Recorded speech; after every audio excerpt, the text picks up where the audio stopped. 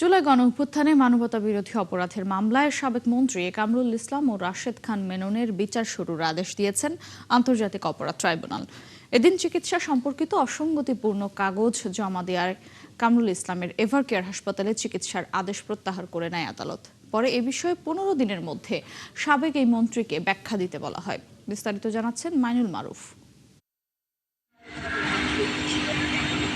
২০২৪ সালের 18 নভেম্বর গ্রেপ্তার হন আওয়ামী লীগ সভাপতিমণ্ডলীর সদস্য কামরুল ইসলাম। এরপর থেকে আছেন কারাগারে। বর্তমানে অসুস্থতার কারণে বাংলাদেশ মেডিকেলে চিকিৎসা নিলেও প্রসিকিউশন বলছে এ সম্পর্কিত ভুয়া কাগজপত্র বানিয়ে এভারকেয়ার হাসপাতালে চিকিৎসার আবেদন করেন কামরুল ইসলাম। এই কেস সামারিটা 15/2/26 তারিখে কি করে ট্রাইব্যুনালে আসলো বা কি করে আসামিদের হাতে আসবে, কারণ উনি গত 18/11/2024 সাল থেকে হাজতে আছে।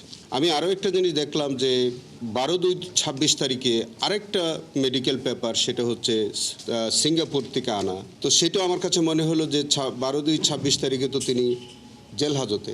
আবেদনের প্রেক্ষিতে গত 9 এপ্রিল কামরুল ইসলামকে এভারকেয়ারে চিকিৎসার অনুমতির আদেশ দেন ট্রাইব্যুনাল। তবে বৃহস্পতিবার কাগজপত্রের অসঙ্গতির বিষয়ে ট্রাইব্যুনালকে জানায় প্রসিকিউশন। পরে তার এভারকেয়ার হাসপাতালে চিকিৎসার অনুমতির আদেশ প্রত্যাহার করে 15 দিনের মধ্যে এ বিষয়ে ব্যাখ্যা চান ট্রাইব্যুনাল। তবে কামরুল ইসলামের আইনজীবীর দাবি কাগজপত্রে অসঙ্গতি নেই। 15/2/26 তারিখে যে ডাক্তারটা যে কাগজটা দিয়েছে, সেটা দেখা যাচ্ছে ওনার নির্বাচনী এলাকা কামরাঙ্গীরচরের একটা প্রত্যন্ত অঞ্চলের জনৈক আমিন আনোয়ার নামে এক ডাক্তারের, একটা ডায়াগনস্টিক সেন্টারের ডাক্তারের একটা রিপোর্ট। শব্দটা লেখা আছে গ্যাস্ট্রিক ক্যান্সার। তো গ্যাস্ট্রিক ক্যান্সার বলে এরকম কোনো রোগের নাম আমরা কখনো শুনেছি বলে মনে হয় না। তো সব কিছু মিলে আমাদের কাছে এটা সন্দেহজনক লেগেছিল। কামরাঙ্গীরচরের একজন ডাক্তারের ওইটা একটা ওপিনিয়ন বলতে ওনার কেস হিস্ট্রি, যেহেতু ওনার ছেলে নিজেও ডক্টর, ছেলের ওপিনিয়ন দিলে একটা পক্ষপাতিত্ব বিষয় চলে আসতো। এর জন্য উনি জাস্ট একটা ওপিনিয়ন দিছে যে উনি কী রোগে আক্রান্ত এবং কেস হিস্ট্রি বলতে উনি এই 17 সালের পর থেকে এই অবধি উনি কী সমস্যায় উনি ফেস করতেছে এবং কী ট্রিটমেন্ট চলতেছে।